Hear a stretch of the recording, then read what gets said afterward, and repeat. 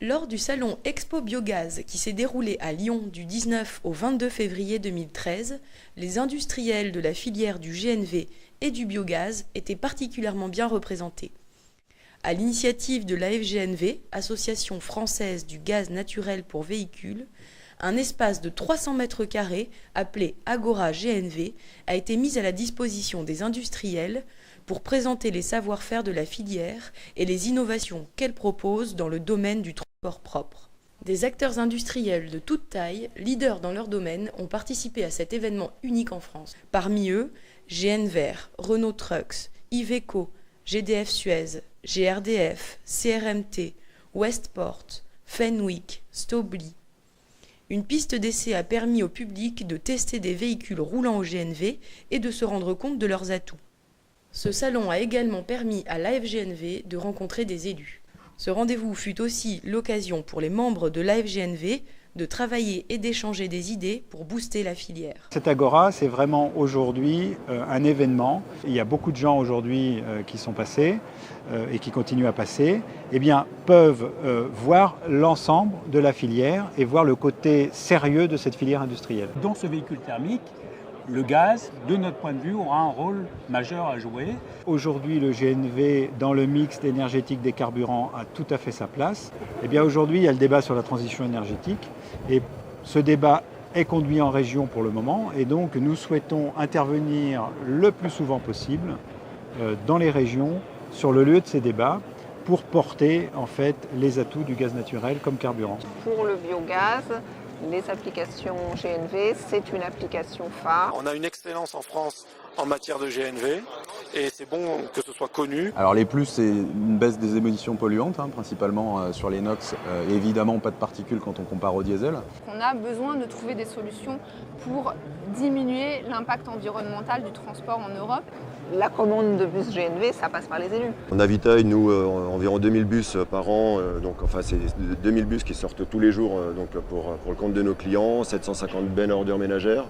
Il y a à peu près 10 000 véhicules légers également qui sont avitaillés sur des stations qui sont gérées soit par GNVR, soit des stations dépôts. Et vous gérez 140 aujourd'hui, 140 stations. Une des qualités du GNV, c'est de réduire les impacts polluants des activités liées au transport.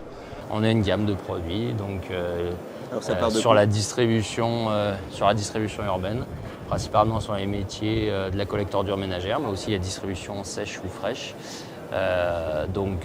Si on prend le parc roulant français, vous avez à peu près 1000 véhicules de plus de 6 tonnes en France et Renault Trucks en a à peu près 500 sur ces métiers-là. Des silhouettes. 50% de part de marché.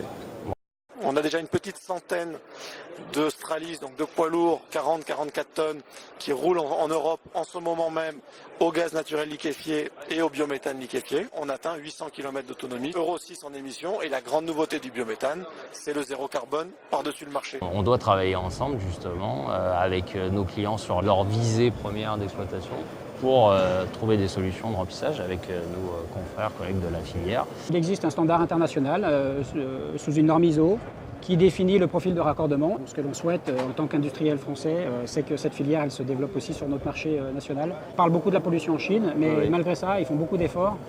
Et le gaz naturel comprimé est très très développé en Chine. Tout le monde cherche des solutions. Elles sont prêtes. Tout type de véhicule GNV peut être branché. Et à titre de comparaison, nous avons en Suisse 150 stations pour un pays qui représente 2 territoires français. On est franchement en retard. Ils peuvent voir et en plus ils peuvent essayer. Il y a une piste d'essai. Tout à fait. Il y a une piste d'essai où nous avons 2 camions, un bus, des véhicules utilitaires, des véhicules légers et également des concept cars. On garde les mêmes niveaux de prestations qu'une voiture classique. Je trouve que c'est très agréable d'être dans un tel véhicule. On a un véhicule qui a 40 km d'autonomie pure électrique. Par contre, si vous allumez le range extender, prolongateur d'autonomie en français, au gaz, vous passez à 300 km. Donc la peur de la panne n'existe pas. C'est vraiment une utilisation urbaine, périurbaine. Voilà, urbaine, périurbaine. De l'autonomie en plus. On a des clients, ça peut être rentable dès le premier véhicule si on fait entre 200 et 250 km. On peut avoir des coûts carburants qui sont moins 25, moins 30. Dans certains cas, moins 40%.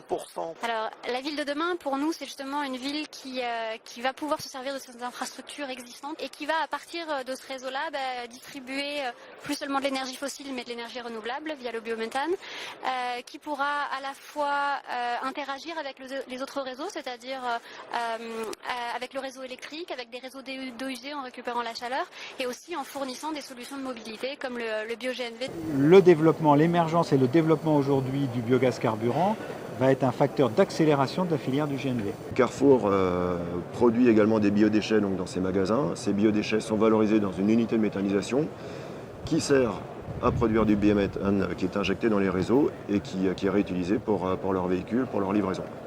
Donc c'est complètement vertueux.